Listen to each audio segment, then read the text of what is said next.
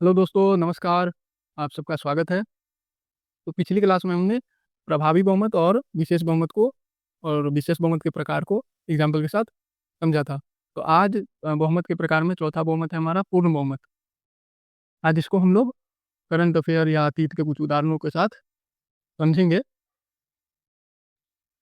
और एक चीज़ और कह दो, पिछली क्लास जो थी, शुरुआत के 10 मिनट जो है, क्लास नंबर 8, शुरुआत के 10 मिनट उस पर हमने वर्तमान में चल रहे कुछ मीडिया और टीचर के जो विवाद हैं उस पर चर्चा की थी। और उसके बाद से हमने टॉपिक को शुरू किया था। तो आज हम लोग पूर्ण बहुमत को समझेंगे। पूर्ण बहुमत में भी थोड़ा साधारण बहुमत से मिलता जुलता है। साधारण बहुमत में था कि उपस्थित और मतदान करने वाले का 50% से अधिक के बहुमत को साधारण बहुमत कहते हैं। इसमें है कि सदन के कुल सदस्यता का, सदन में जितने सीट हैं उसके टोटल सीट के आधे से 50% से अधिक को पूर्ण बहुमत कहते हैं।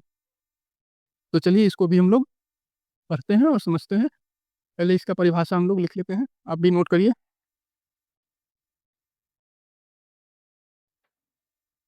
देखिए, सदन की कुल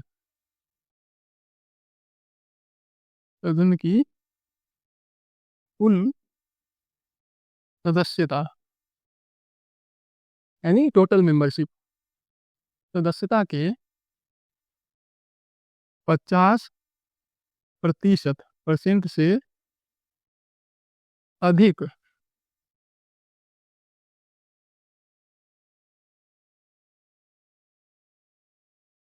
अधिक मतों को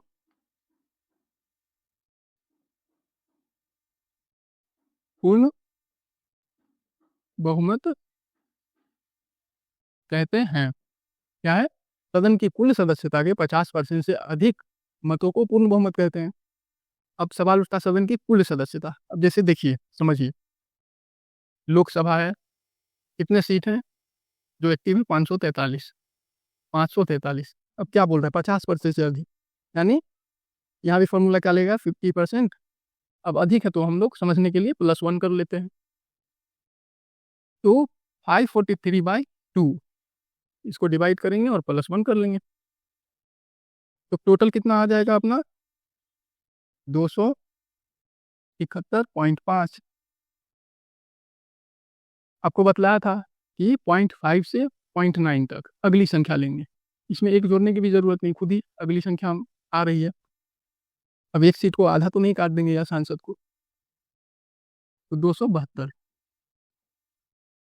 इतना सीट अगर मान लीजिए किसी को सरकार बनाना है अगर केंद्र में, तो आपको इतना सीट मिनिमम पूर्ण बहुमत के आंकड़े के हिसाब से इतनी संख्या रहनी चाहिए, तभी आप सरकार बना पाएंगे।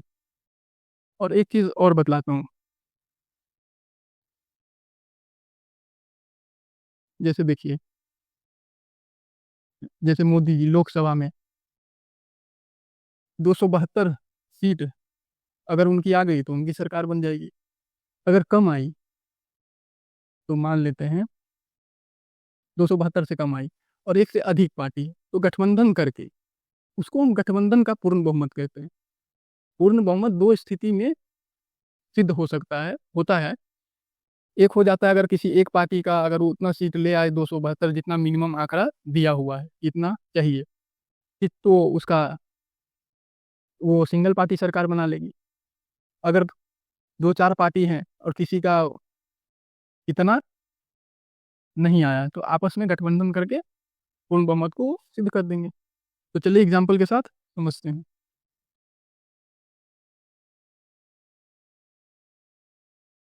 किसी को भी अगर सरकार बनाना है तो ये पूर्ण बहुमत का जो 272 का आंकड़ा है इसको छूना ही पड़ेगा, नहीं तो पूर्ण बहुमत सिद्ध नहीं होगा। या फिर किसी भी पार्टी का अगर नहीं आया है पूरा पूरा सीट जितना चाहिए, सब अगर आपस में गठबंधन करके तो पूर्ण बहुमत सिद्ध कर सकते हैं। तो एग्जाम्पल के साथ हम लोग समझते हैं। और पूर्ण बहुमत को ही स्पष्ट बहुमत या फुल मेजोरिटी या एब्सोल्यूट मेजोरिटी कहते हैं।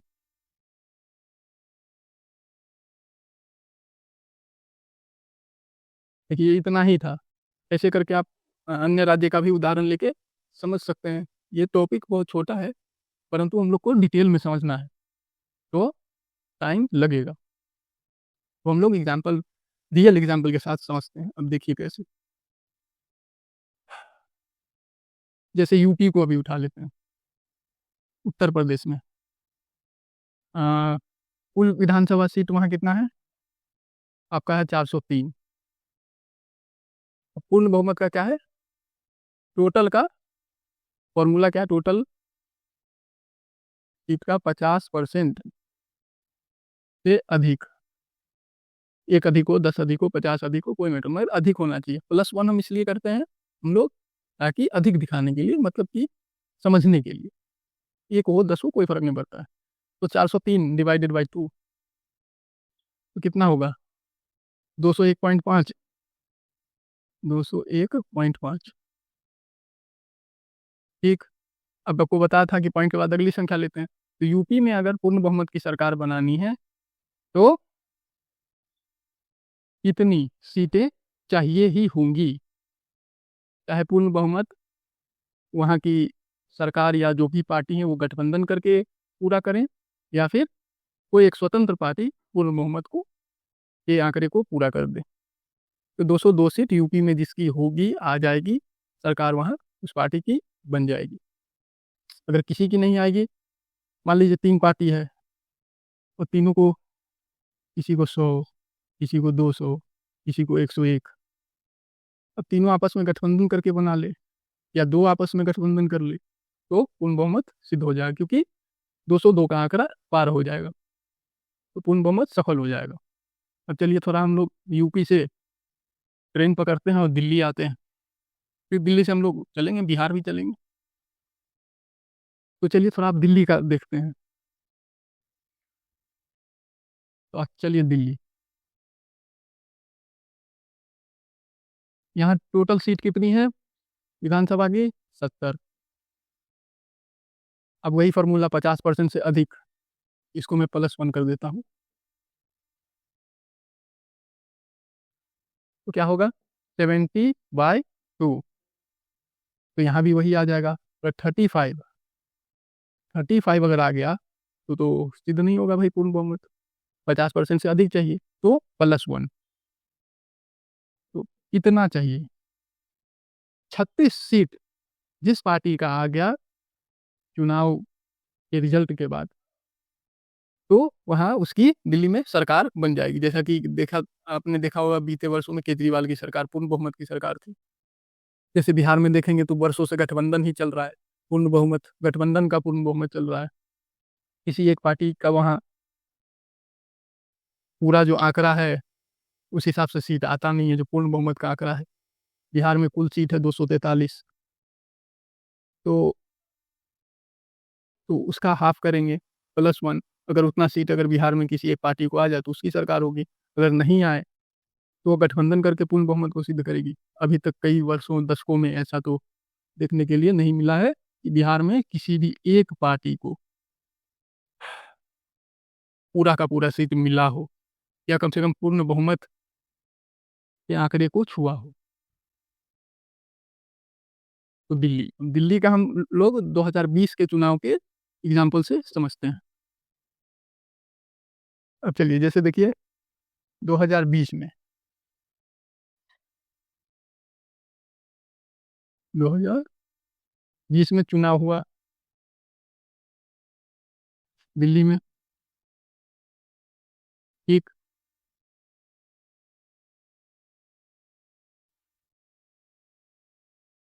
तो देखिए यहाँ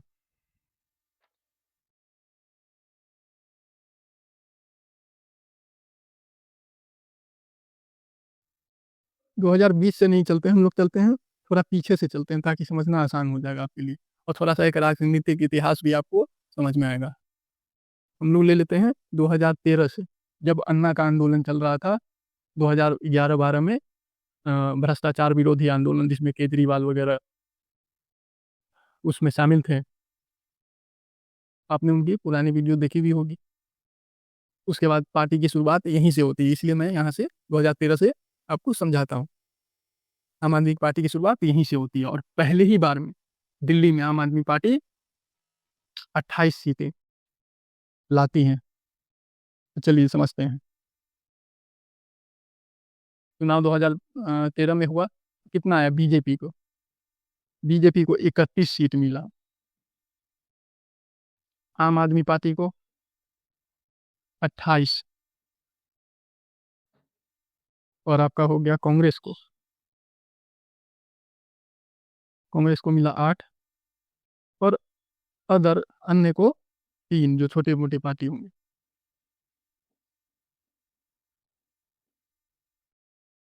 तो 2013 में दिल्ली के चुनाव का आंकड़ा कुछ इस प्रकार है। तो आपको क्या लगता है केजरीवाल साहब? तो यहाँ तो देखिए एक चीज, तो दिल्ली में कितना था आंकड़ा पूर्ण बहुमत का? 36। इतना आएगा जब भी। और यहाँ देखिए किसी के पास है, किसी भी पार्टी, चाहे अन्य कोई पार्टी हो या कुछ प्रचलित प्रमुख पार्टी जो है, जैसे कांग्रेस, आम आदमी की तो यहीं से शुरुआत हुई, बीजेपी, ये सब पुरानी पार्टी है और बड़ी पार्टी है। तो देखिए कोई भी पार्टी इस आंकड़े को टच कर पाई? तो किसी एक पार्टी का तो पूर्ण बहुमत तो होगा नहीं यहाँ सफल, तो यहाँ गठबंधन का पूर्ण बहुमत सफल करना पड़ेगा। तो आपको क्या लगता है केजरीवाल साहब बीजेपी के साथ तो जुड़ेंगे नहीं? उनका तो देखते होइएगा सोशल मीडिया पे, तो बीजेपी से तो बनता ही नहीं है, खैर बात ही क्या करना।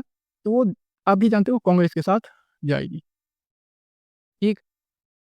तो यहाँ देखिए 28 और 8, देखिए आया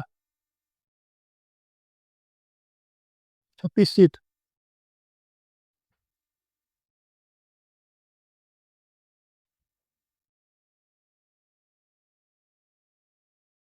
तो आम आदमी पार्टी और कांग्रेस ने मिलके यहाँ दिल्ली में सरकार बनाई, और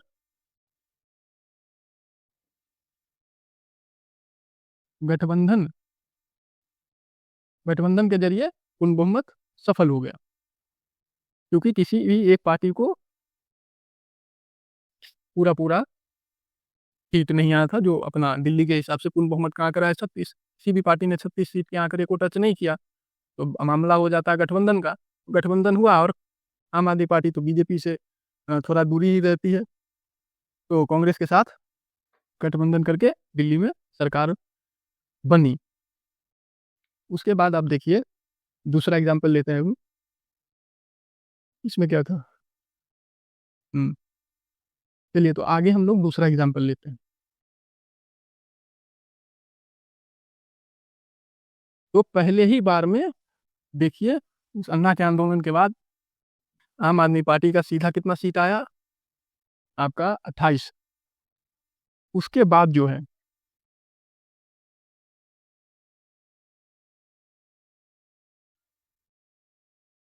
2020-25, 2015-20 का देखते हैं।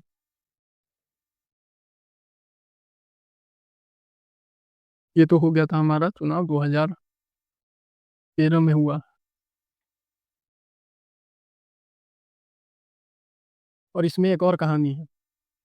जब ये दोनों आपस में गठबंधन किए, तो फिर इन दोनों का आपस में बना नहीं, कुछ विवाद हो गया और गठबंधन टूट गया। तो फिर कहानी क्या हुआ? आम आदमी पार्टी का जो अभी गठबंधन हमने देखा, वो टूट गया, चला नहीं। 2 महीने में ही केजरीवाल साहब ने पद से इस्तीफा दे दिया। उसके बाद क्या हो गया वहाँ दिल्ली में, यहाँ मतलब राष्ट्रपति शासन, जब तक अगला चुनाव ना हो तब तक के लिए राष्ट्रपति शासन लागू हो गया 13 के बाद।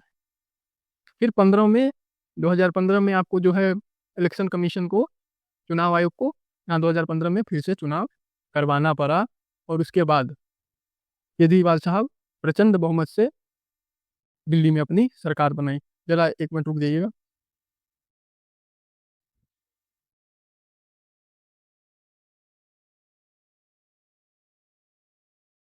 तो हम लोग चलते हैं। तो यहाँ दिल्ली में क्या हो गया?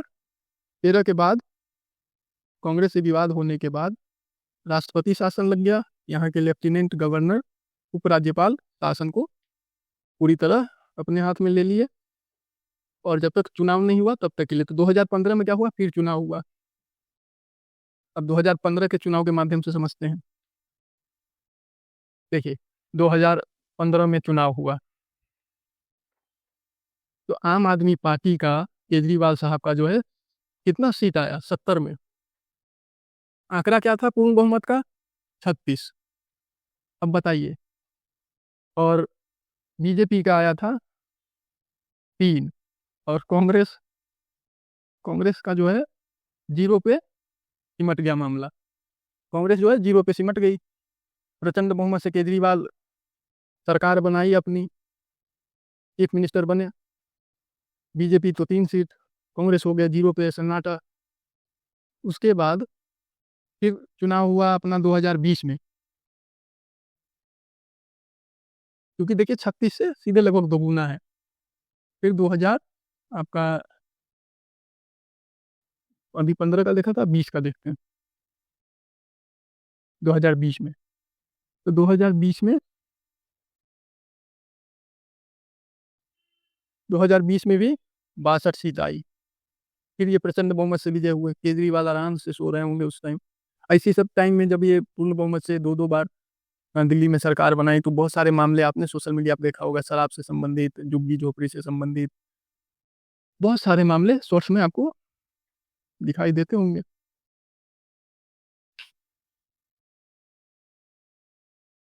बिजली फ्री, बस फ्री, पता नहीं क्या क्या। अब आते हैं, थोड़ा आगे समझते हैं। और पूर्ण बहुमत में ये होता है कि उस दिन कितना उपस्थित है नहीं है, उससे कोई मतलब नहीं है। उस टोटल सीट का 50% होता है। और हर राज्य के हिसाब से पूर्ण बहुमत का जो 50% प्लस 1 है, जो राज्य में जितने सीट है उसे हम ऐसे डिवाइड करके प्लस 1 करके आंकड़ा निकाल लेंगे। अगर कोई सरकार या कोई पार्टी अगर उतना सीट ले आती है तो सरकार उसकी बनेगी। अगर किसी भी पार्टी का उतना सीट नहीं आता है तो आपस में गठबंधन का पूर्ण बहुमत होगा फिर। तो इस तरीके से आप सारे राज्य का खुद से भी निकाल सकते हैं और समझ सकते हैं। तो फिर 2025 में आ जाइए, 2025 का भी देखते हैं। यहाँ पे एक ऐतिहासिक बदलाव भी हुआ है।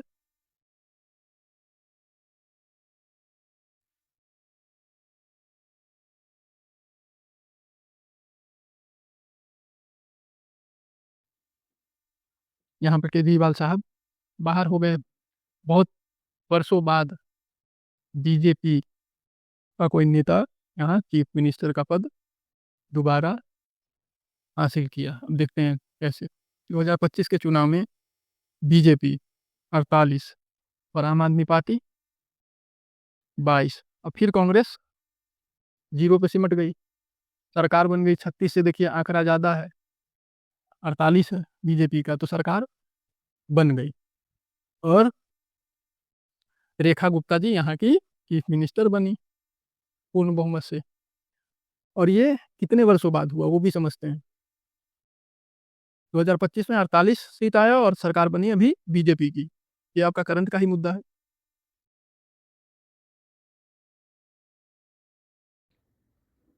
तो समझते हैं, रेखा गुप्ता इस बार 25 में सीएम बन गई। तो क्या हुआ फिर, और ये कब हुआ? लगभग 27 साल बाद हुआ। अब देख बताते हैं कैसे। चुनाव हुआ दिल्ली में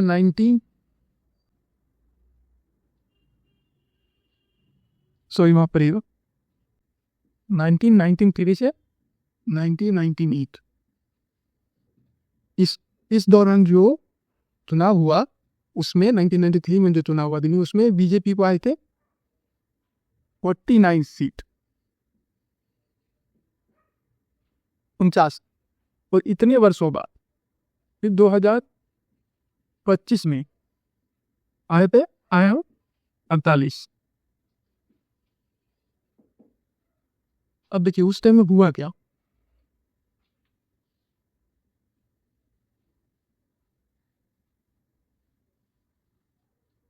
इस कार्यकाल के दौरान 3 बार मुख्यमंत्री बदले गए बीजेपी की जब सरकार थी।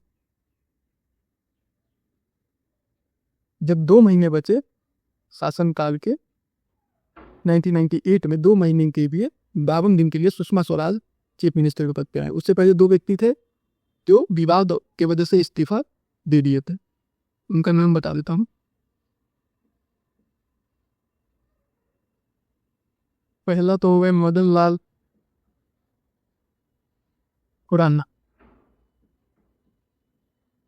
मदन लाल खुराना जी ये रहे 96 तक, फरवरी 96 तक। ये दूसरे नंबर पे आ गए आपके साहिब सिंह जी।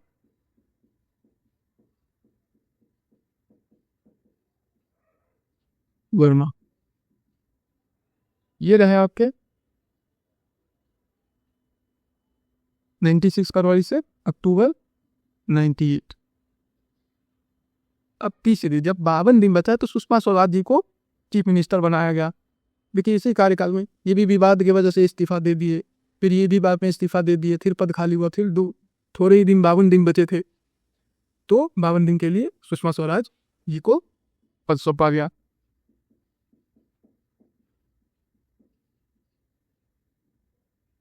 ये हो गया अक्टूबर के बाद दिसंबर 98 तक। समझे? तो ऐसा हाल था इस 5 साल के कार्यकाल के दौरान बीजेपी का 1993 से 1998 तक दिल्ली 3 बार मुख्यमंत्री हटाए गए, लाए गए, हटाए गए, लाए गए। उसके बाद 1998 से अब इन्हीं से मामला जो शुरू होता है तो पूरा कहानी अब दूर के समझ में आएगा। एक टाइम पे तो एक सिंगल पार्टी होती थी आज़ादी बाद कांग्रेस, धीरे धीरे पार्टी, क्षेत्रीय पार्टी, अन्य पार्टी का उद्भव हुआ, तो फिर पार्टियां बढ़ती गई, मगर पहले पूरे भारत में तो कांग्रेस ही था। बाद में जनसंघ से बीजेपी, फिर बिहार में देखिएगा जनता दल से आरजेडी, ऐसे ऐसे पार्टी बहुत सारे बनते गए। तो चलिए यहीं से बात से समझते हैं, फिर से आपको पूरा कहानी जो बिजली के बारे में है समझ में आ जाएगा। तो क्या समझाता हूँ, 2013 से चुनाव का एग्जाम्पल समझा था, जो 2025 तक हमने समझा। बीजेपी बनी 27 साल बाद, 98 बार बीजेपी की सरकार दिल्ली में पूर्ण बहुमत की सरकार जो है 27 साल बाद हुई। उसके बाद 1998 से 2013 तक कौन था? कांग्रेस। कांग्रेस था, कांग्रेस थी दिल्ली में। और 13 में ही 11-12 में अन्ना के आंदोलन के बाद आम आदमी पार्टी आई वहाँ से। 13 से वो अभी तक अभी है भी। 13 से चुनाव लड़े, फिर 28 सीट आए 13 में। फिर उसके बाद गठबंधन हुआ, फिर गठबंधन टूटा, फिर राष्ट्रपति शासन लगा, फिर चुनाव हुआ 15 में, फिर भारी बहुमत से केजरीवाल विजय हुए, फिर दोबारा चुनाव हुआ 20 में, फिर भारी बहुमत से वो विजय हुए, फिर अभी 25 में 27 साल बाद रेखा गुप्ता जी बीजेपी के पूर्ण बहुमत हुआ, बीजेपी की सरकार बनी और वो सीएम बनी। अब यहाँ से चलते हैं बिहार को भी ज़रा एग्जाम्पल के साथ समझते हैं। इतना एग्जाम्पल इसलिए बता रहा हूँ कि आपको पूर्ण बहुमत का मतलब समझ में आ जाए, नहीं तो वैसे तो इतने पे भी अगर क्लास खत्म कर दे तो कोई दिक्कत नहीं है। वैसे तो आपको मेन मुद्दा तो समझ में आ ही गया है, तो मैं बिहार का भी चर्चा कर ही लेते। अब देखिए अभी 2020 में, ठीक 2020 के चुनाव को देख लेते हैं। बिहार का जो है अपना राजनीतिक इतिहास बड़ा ही दिलचस्प और उथल पुथल भरा रहा है।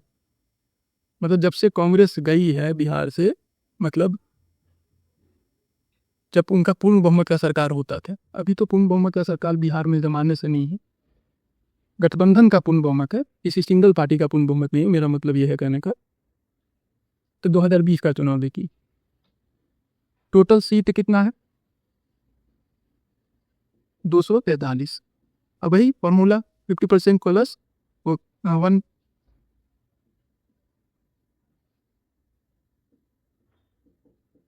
तो देखिए कितना हो जाएगा, 121.5।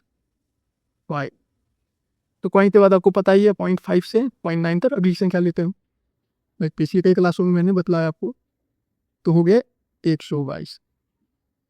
बिहार में किसी भी पार्टी को अगर अपनी सिंगल पार्टी हो या गठबंधन करके हो, जैसे भी हो, इतना संख्या, ये जो आंकड़ा है पूर्ण बहुमत का बिहार के विधानसभा टोटल सीट के हिसाब से जो हम लोगों ने निकाला है, इतना का आंकड़ा टच करना ही पड़ेगा, अन्यथा सरकार नहीं बनेगी। कोई सिंगल पार्टी अगर इतना सीट लेके नहीं आती तो नहीं बनेगी। अगर 3-4 पार्टी आपस में हैं, गठबंधन कर ले और पूर्ण बहुमत के इस आंकड़े को छू ले या पार कर दे, तो उनकी सरकार, गठबंधन का पूर्ण बहुमत का सरकार बन जाएगा। तो चलिए एग्जाम्पल से समझते हैं। तो टोटल सीट था कितना, 243, उसका 50%। अब इतना मिनिमम 122, ये है आंकड़ा। अब समझते हैं 2020 के चुनाव में क्या हुआ। लालू जी के सुपुत्र या लालू जी कह लेते हैं, उनकी पार्टी को मिले सीट 75, बीजेपी 74, तेजस्वी यादव जी को डील करवाई आरजेडी को, अभी लिखिए, और जेडीयू नीतीश कुमार, इनको मिला आपको 43। 2020 से तुलना में नीतीश कुमार जो है 43 सीट पे ही सिमट के रह गए। तो आपको क्या लगता है? और कांग्रेस का भी है, कांग्रेस अन्य पार्टी का जिको सीट है अदर भी लेते हैं प्लस कांग्रेस। अब क्या हुआ, आरजेडी और कांग्रेस आपस में गठबंधन किए, 122 का आंकड़ा नहीं छू पाए बहुत कोशिश के बाद। फिर क्या हुआ, यहाँ ये दोनों गठबंधन की आपस में, बीजेपी जेडी 43, देखिए कितना हुआ। अब इनका भी 117 पे रह गया, ये भी 122 का आंकड़ा, ये दोनों भी टच नहीं कर पाए गठबंधन करते, ना आरजेडी कर पाए, तो हम मान ला आपस। तो फिर ये भी साथ में है, जैसे मुकेश सहनी और जीतन राम मांझी की जो छोटी पार्टी है वो भी साथ में जुड़े, तो फिर इसमें प्लस संख्या हो गया आपका 8।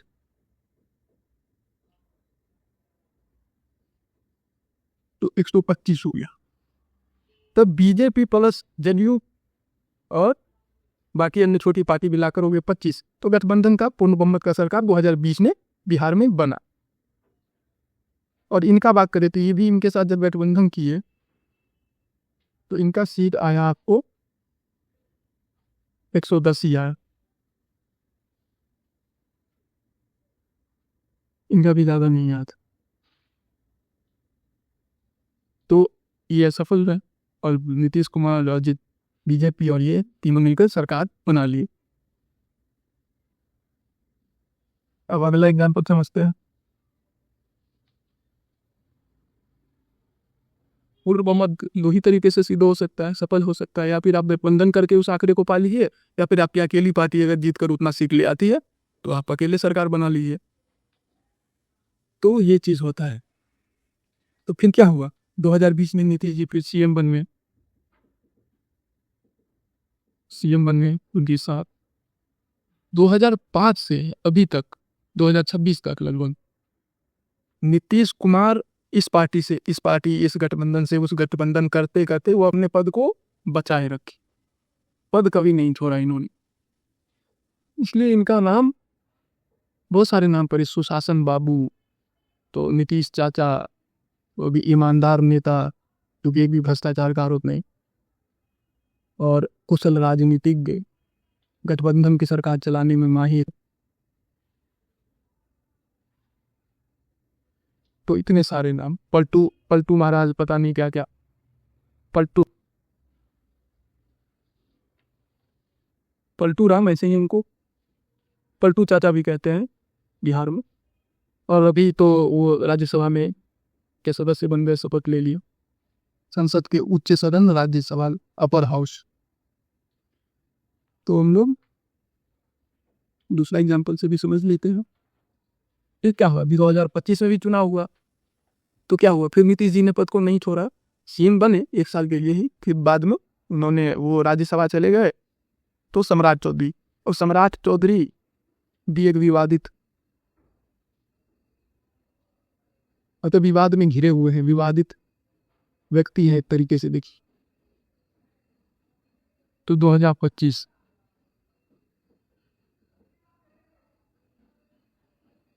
बिहार के इलेक्शन को देखते हैं।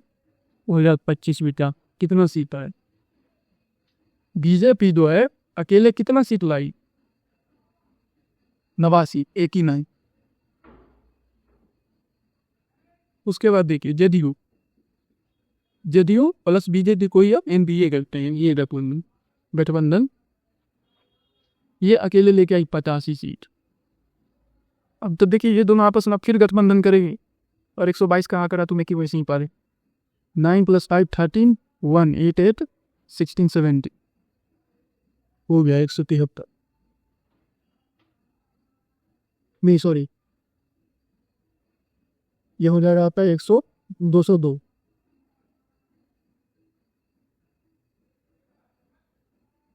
चिराग पासवान पूरे, चिराग पासवान जी का सीट आया था एलजेपी का आपको 19, आरजेबी का आया था 25। और फिर गठबंधन किसका हुआ इसमें आप तो जानते हैं, यहाँ गठबंधन हो रहा।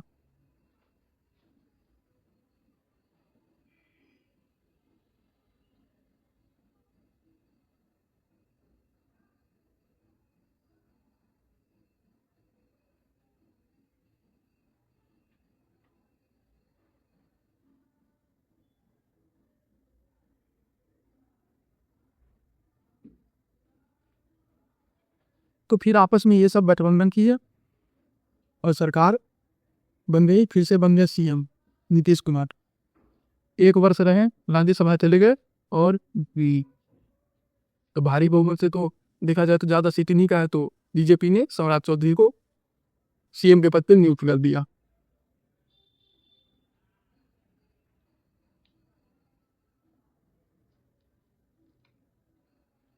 एक मिनट रुक जाइए, मैं एक चीज सोच रहा हूँ।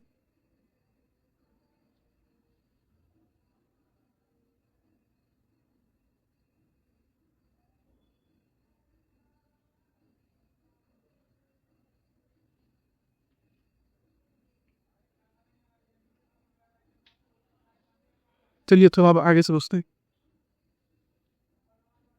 और ये भी चीज, यहाँ भी एक ऐतिहासिक घटना क्या है, 2025 के इलेक्शन में 46 साल बाद लगभग कि हुआ कि बीजेपी का कोई नेता बिहार के मुख्यमंत्री पद पे नियुक्त हुआ। क्योंकि ऐसा इसलिए, इससे पहले वो छोटे भाई के रूप में जैसे उप मुख्यमंत्री के रूप में हमेशा बना रहा, परंतु चीफ मिनिस्टर जो है बीजेपी का जो कोई नेता बहुत 40 साल बाद हुआ। अब आगे समझते हैं कैसे।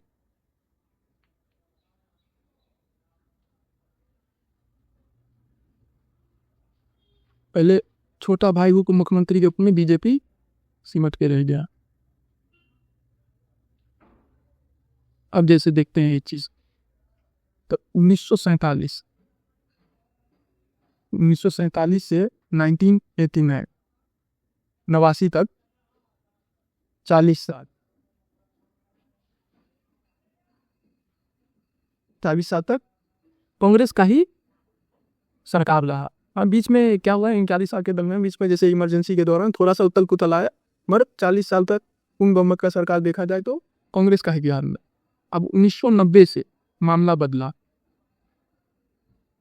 देखिए 1990 से 2005 ये नहीं है सारा की।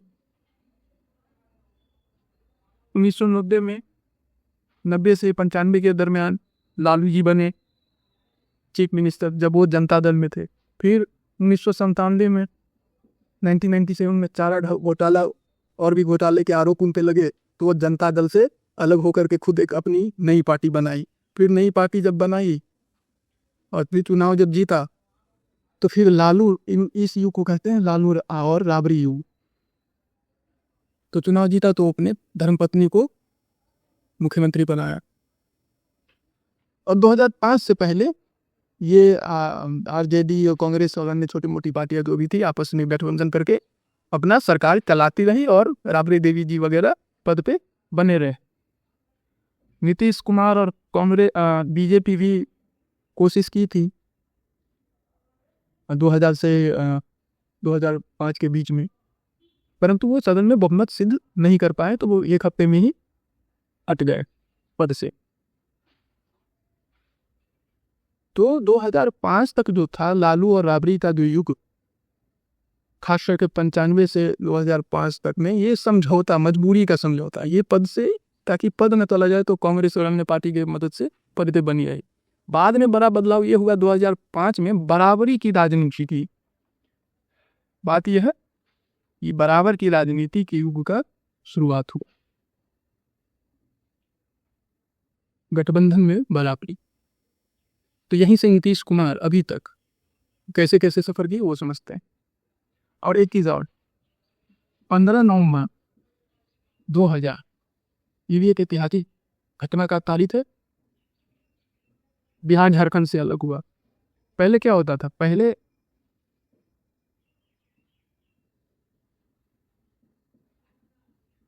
झारखंड प्लस बिहार, इनका जब ये अलग नहीं हुए थे तो कुल सीट था 324। इसका आधा प्लस 1 पे जो संख्या आती थी 162, उस आधार पे चुनाव वगैरह होते थे। आइए समझते हैं।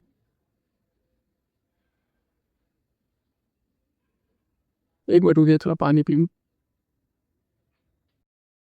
तो चलिए, हम लोग कहाँ थे, गठबंधन और बराबरी की राजनीति। तो बिहार में असली दौर जो है गठबंधन का जो है 2005 से ही शुरू होता है। क्योंकि देखिए, वहाँ जो भी पार्टी अगर चुनाव लड़ रही है, 2005 से अभी तक किसी को मिनिमम इतना सीट नहीं आया एक सिंगल पार्टी को जो अकेले वो सरकार बना ले। तो आपस में गठबंधन अभी तक चलता रहा है। तो आइए समझते हैं आगे।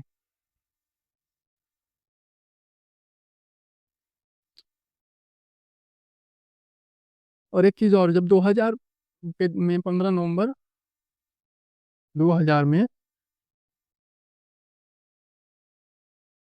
झारखंड अलग हुआ था बिहार से, तो टोटल सीट थी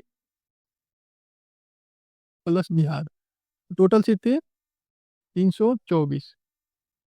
इसका अगर हम बाई 2 करें तो होता है आपका 162। 162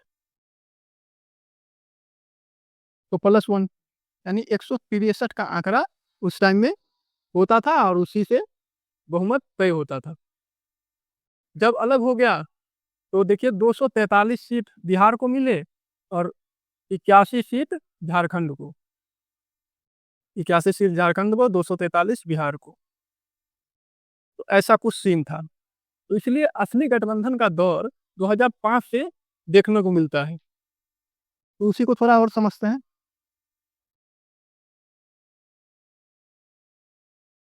माफ करिएगा, थोड़ा साउंड पोल्यूशन बाहर से आ रहा है, मैनेज कर लीजिएगा।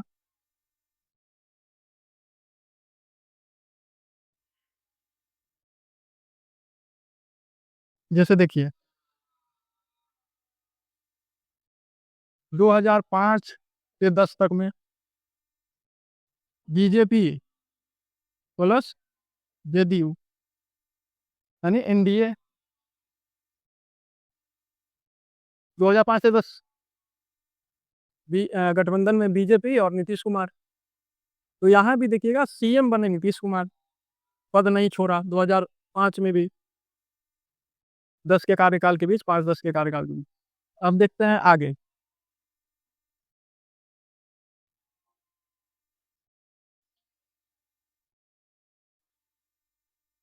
ये देखिए 2010 में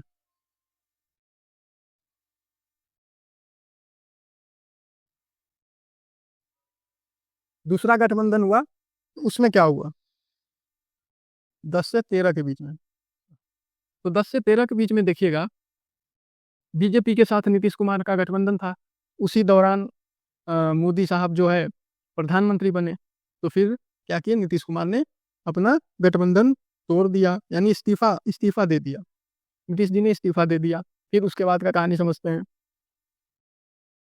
और इस्तीफा देने के बाद क्या हुआ, फिर 2013 के बाद इस्तीफा दे दिया। फिर कुछ समय के लिए वहाँ के जीतन राम मांझी को फिर चीफ मिनिस्टर के पद पे नियुक्त किया। फिर मांझी साहब से नीतीश जी का कुछ आना बाना ताना हो गया। उसके बाद फिर वो वापस पद पे लौट आए, वापस पद पे लौट आए नीतीश कुमार। फिर 15 से 17 के बीच भी गठबंधन हुआ, 2015 से 17। तो इसमें क्या हुआ, महागठबंधन इसको बोलते, 15 से 17 के बीच में फिर गठबंधन हुआ। जेडीयू, फिर लालू जी का, उनका बेटा जो है,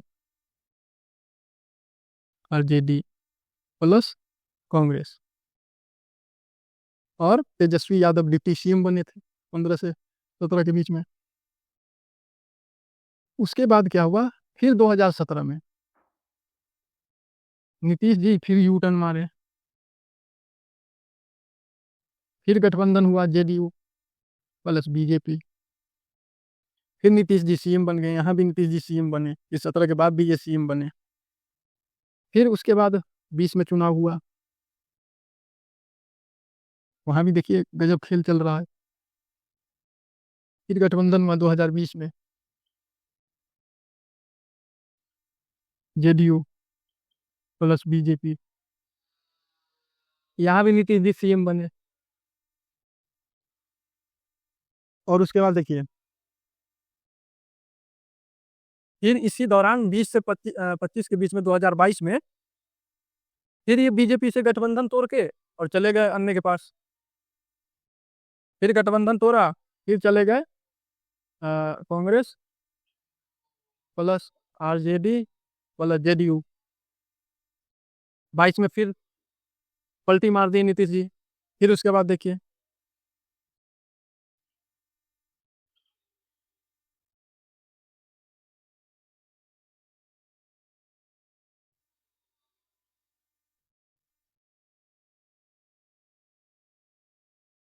फिर पलटी मारे, यहाँ 20 में बने, फिर यहाँ पलटी मारे, फिर यहाँ पलटी मार के फिर वापस यहाँ आ गए, जेडीयू प्लस बीजेपी।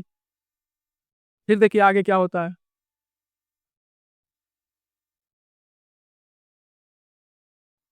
फिर देखिए 2025 में, तो 25 से 30 का कार्यकाल 5 साल का होता है, तो 25 से 30 में ये 1 वर्ष के लिए बने। फिर किसका गठबंधन हुआ, जेडीयू प्लस बीजेपी। पूर्ण बहुमत सफल रहा गठबंधन की वजह से बिहार में। 1 वर्ष इन्होंने सीएम के पद पे रहा, मतलब रहे नीतीश कुमार। उसके बाद सम्राट चौधरी को जो है, इनके राज्यसभा चले जाने के बाद सम्राट चौधरी जी को जो है अपना बना दिया गया मुख्यमंत्री। अभी वही है, और वो एक विवादित व्यक्ति भी है, न्यूज को आप देखते ही होइएगा। तो यही मामला है, पूरा विवादित है। तो नीतीश जी चले गए राज्यसभा, संसद के ऊपरी सदन में। तो चलिए आज के क्लास को यहीं तक रखते हैं। अगली क्लास में मैंने पिछले लेक्चर में बोला था कि आपको वो समझाऊंगा, कोरम बता ही दिया था वैसे, वैसे थोड़ा और समझा दूंगा। गण पूर्ति, मतलब कहने का मतलब है, अगर सदन में अगर कोई भी बहुमत अगर होना है किसी विषय पे, तो कम से कम 10% तो सदस्य आने चाहिए। गण पूर्ति का मतलब यही होता है। और कुछ एक दो बातें और बताऊंगा। तो चलिए मिलते हैं अगली क्लास में, और आशा करता हूँ कि मैं ठीक से समझा पाया हूँगा, और कुछ त्रुटि हो गई हो तो क्षमा करना, क्योंकि मुझे लगता है वो गई चीज़ें ठीक से याद नहीं रहती। तो चलिए मिलते हैं अगली क्लास में।